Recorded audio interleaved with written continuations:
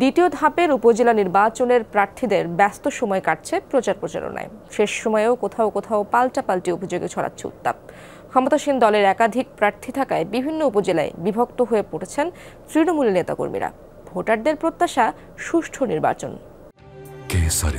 শেকড় থেকে শিখরে। দ্বিতীয় ধাপের উপজেলা নির্বাচনে আগামী ২১ মে নওগাঁর সাপাহার, পোরশা ও নিয়ামতপুরে ভোট গ্রহণ। শেষ সময়ে কর্মী সমর্থকদের নিয়ে বিরামহীন প্রচার প্রচারণা প্রার্থীদের। সাপাহার উপজেলায় চেয়ারম্যান পদে ৩ জন প্রতিদ্বন্দ্বী আওয়ামী লীগের রাজনীতির সাথে জড়িত। এতে বিভক্ত হয়ে পড়েছেন তৃণমূলের নেতাকর্মীরা। সহিংসতার ঘটনাও ঘটেছে।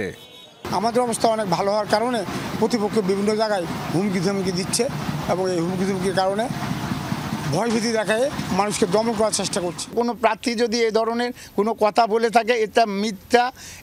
এই মিথ্যা আমি জানি, এই মিথ্যা দিয়ে আমাদের কোনো ক্ষতি সে করতে পারবে না। পোরশা ও নিয়ামতপুরেও চেয়ারম্যান পদে লড়ছেন ক্ষমতাসীন দলের একাধিক নেতা। কর্মী সমর্থকরা বিভক্ত হয়ে পড়লেও প্রার্থীরা বলছেন ভোট সুষ্ঠু হলে দলীয় ঐক্যে প্রভাব পড়বে না। জনগণের প্রতিনিধি হয়ে জনগণের সাথে মিশে থাকতে পারি ৫ বছর, এটা আমার প্রত্যাশা এবং সার্বিক উন্নয়ন করার চেষ্টা তো অবশ্যই ইনশাল্লাহ আমি করব।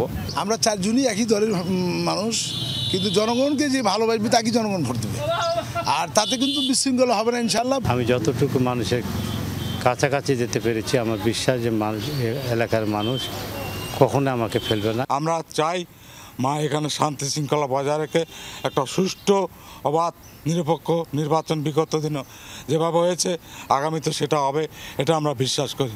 লক্ষ্মীপুরের রামগঞ্জ উপজেলা নির্বাচনেও চেয়ারম্যান পদে আওয়ামী লীগ নেতারাই একে অন্যের প্রতিদ্বন্দ্বী। এতে মাথাচাড়া দিয়ে উঠেছে দলীয় কোন্দল। পাল্টাপাল্টি নানা অভিযোগ প্রার্থীদের। কালো টাকার যেভাবে ছড়ি চলছে এবং অস্ত্রশস্ত্র সহ আমার বিভিন্ন ইউনিয়নের নেতা কর্মীদেরকে হুমকি ধমকি দিচ্ছে।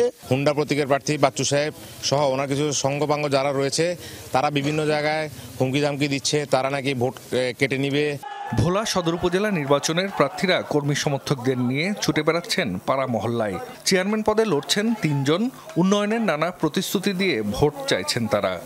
আমি ভবিষ্যতেও যদি উপজেলা চেয়ারম্যান নির্বাচিত হইতে পারি, যে অসমাপ্ত কাজ আছে সেগুলি সম্পন্ন করুন। ভোলার শিক্ষার ক্ষেত্রে আমাদের যে পিছিয়ে পড়া অবস্থান, এই অবস্থানকে সামনে এগিয়ে নেওয়ার জন্য সর্বাত্মক চেষ্টা করব। ভোটারদের প্রত্যাশা শান্তিপূর্ণ পরিবেশে সুষ্ঠু নির্বাচন। সুস্থ নির্বাচন চাই, আর সঠিকভাবে যে আমরা ভোটটা দিতে পারি। কোনো মারামারি এরকম কোনো ভিটাভিটি চাই না। আমাদের আশা রাস্তা উন্নয়ন হোক, আমাদের বাজার ঘাটার উন্নয়ন হোক, যোগাযোগ ব্যবস্থা আরো সুন্দর হোক। নির্বাচন সুষ্ঠু করতে সব ধরনের ব্যবস্থা নেওয়ার কথা জানিয়েছেন রিটার্নিং কর্মকর্তারা। জাহিদ হাসান, যমুনা নিউজ।